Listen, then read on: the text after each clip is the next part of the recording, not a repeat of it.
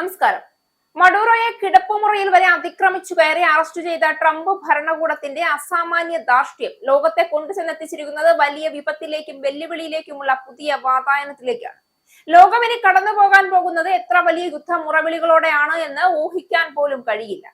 ആർക്കും ഏതൊരു രാജ്യത്തും കടന്നു ചെന്ന് ആരെയും അധികാരവും സൈനിക ബലവും ഉണ്ടെങ്കിൽ എന്തും ചെയ്യാമെന്നൊരു സന്ദേശം ലോകത്തിന് ട്രംപ് പകർന്നു കൊടുക്കുമ്പോൾ അത് ചെറിയ പ്രത്യാഘാതങ്ങളല്ല സൃഷ്ടിക്കാൻ പോകുന്നു.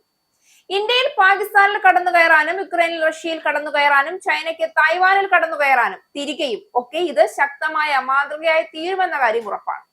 റഷ്യൻ പ്രസിഡന്റ് വ്ളാഡിമിർ പുടിനെ ട്രംപ് ഉടൻ പിടികൂടണമെന്ന ആവശ്യവുമായി യുക്രൈനിയൻ പ്രസിഡന്റ് വ്ളാഡിമിർ സെലൻസ്കി രംഗത്തെത്തി കഴിഞ്ഞു.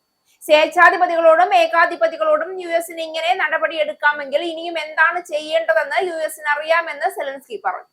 മോസ്കോയിൽ പുടിന്റെ വീടിനെ ഉന്നമിട്ട് യുക്രൈൻ ഡ്രോൺ ആക്രമണം നടത്തിയത് കഴിഞ്ഞ ദിവസമാണ്.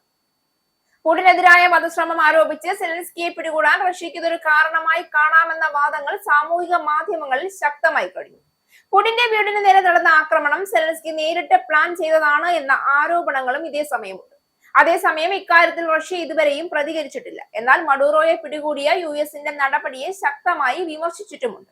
മഡൂറോയെയും ഭാര്യയെയും യുഎസ് ഉടൻ വിട്ടയക്കണമെന്ന ആവശ്യവും റഷ്യ ഉന്നയിച്ചു കഴിഞ്ഞു. യുക്രൈൻ യുഎസിന്റെ നിലപാടിനൊപ്പം നിന്ന് വെനസ്വേലയെ എതിർക്കുന്ന രാജ്യമാണ്. റഷ്യയാകട്ടെ വെനസ്വേലയ്ക്കും മഡൂറോയ്ക്കും സുഹൃത്തുമാണ്.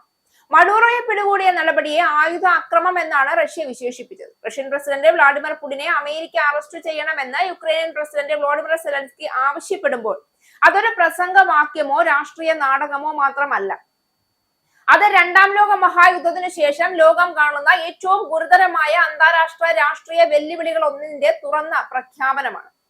അധികാരാധിപന്മാരെ അറസ്റ്റ് ചെയ്യാൻ അമേരിക്കയ്ക്ക് കഴിയുമെങ്കിൽ പിന്നെ എന്താണ് ചെയ്യേണ്ടതെന്ന് അവർക്കറിയാമെന്ന സെലൻസ്കിയുടെ വാക്കുകൾ വികാരപരമായ ആഹ്വാനം മാത്രമല്ല, അത് ലോകശക്തികളോട് ഉന്നയിക്കുന്ന കടുത്ത ചോദ്യം കൂടിയാണ്. പക്ഷെ ഈ ചോദ്യം ഉന്നയിക്കുന്നതിനപ്പുറം അതിന്റെ യാഥാർത്ഥ്യപരമായ പരിണാമങ്ങൾ എന്തൊക്കെയാകും? ഡൊണാൾഡ് ട്രംപ് പോലൊരു നേതാവ് പുടിനെ അറസ്റ്റ് ചെയ്യാൻ ശ്രമിച്ചാൽ ലോകം ഏത് ഭീകരമായ പ്രതിസന്ധിയിലേക്കാകും നീങ്ങുക? ഇതൊക്കെ ഭയപ്പെടുത്തുന്ന ചോദ്യങ്ങളാവുകയാണ്. പുടിനെതിരെ അന്താരാഷ്ട്ര ക്രിമിനൽ കോടതി അറസ്റ്റ് വാറന്റ് പുറപ്പെടുവിച്ചിട്ടുണ്ട് എന്നത് സത്യമാണെങ്കിലും അതിന് പിന്നാലെ യാഥാർത്ഥ്യം അതിലേറെ കഠിനമാണ്. അമേരിക്ക ICCയുടെ അംഗരാജ്യമല്ല, റഷ്യയും അംഗമല്ല. അപ്പോൾ ഒരു അമേരിക്കൻ പ്രസിഡന്റ് അല്ലെങ്കിൽ നിലവിലെ ഭരണകൂടം പുടിനെ അറസ്റ്റ് ചെയ്യുന്നത് നിയമപരമായി അസാധ്യമായതാണ്. ഇവിടെ അന്താരാഷ്ട്ര നിയമം തുറന്നു കാട്ടുന്ന ഒരു കറുത്ത സത്യമുണ്ട്. നിയമം ബാധകമാകുന്നത് ദുർബലർക്കാണ്, ശക്തർക്കല്ല എന്ന കറുത്ത സത്യം. ഇറാഖിലെ യുദ്ധം, അഫ്ഗാനിസ്ഥാനിലെ ആക്രമണം, ലിബിയയിലെ ഭരണകൂട മാറ്റം ഇവയിൽ ആരും വിചാരണ ചെയ്യപ്പെട്ടിട്ടില്ല.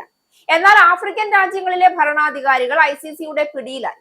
പുടിന്റെ അറസ്റ്റിനെ കുറിച്ച് സംസാരിക്കുമ്പോൾ ഈ ഇരട്ടത്താപ്പ് ലോകം മറക്കാൻ പാടില്ല.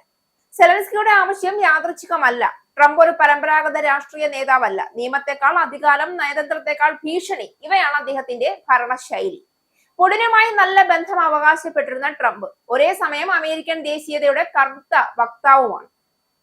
ട്രംപ് പുടിനെ അറസ്റ്റ് ചെയ്യുമെന്ന് പ്രഖ്യാപിച്ചാൽ അത് നീതിയുടെ പേരിലായിരിക്കില്ല. അത് അമേരിക്കൻ ആഭ്യന്തര രാഷ്ട്രീയത്തിലെ മറ്റൊരു വൻ നാടകമായിരിക്കും.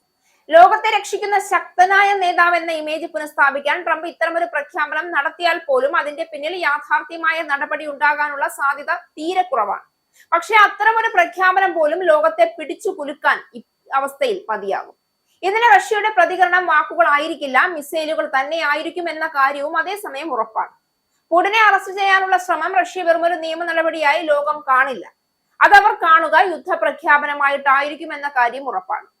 റഷ്യ ലോകത്തിലെ ഏറ്റവും വലിയ ആണവ ശേഖരമുള്ള രാജ്യമാണ്. പുടിൻ കേവലം സാധാരണ വ്യക്തിയുമല്ല. അദ്ദേഹം റഷ്യയുടെ ഒരു ഭരണ സംവിധാനത്തിന്റെ സൈനിക രഹസ്യാന്വേഷണ ശൃംഖലയുടെ മുഖമാണ്. അദ്ദേഹത്തെ അറസ്റ്റ് ചെയ്യാൻ ശ്രമിക്കുന്നതിലൂടെ അമേരിക്ക നേരിടേണ്ടി വരുന്നത് ഒരു വ്യക്തിയല്ല, ഒരു ആണവ ശക്തിയെ തന്നെയായിരിക്കും. യുക്രൈൻ യുദ്ധം ഇതുവരെ പ്രാദേശിക യുദ്ധം എന്ന നിലയിൽ തുടരുന്നുണ്ടെങ്കിൽ പുടിന്റെ അറസ്റ്റ് ശ്രമം അതിനെ മൂന്നാം ലോക മഹായുദ്ധത്തിന്റെ വാതിൽ പടിയിലേക്ക് എത്തിച്ചേക്കും.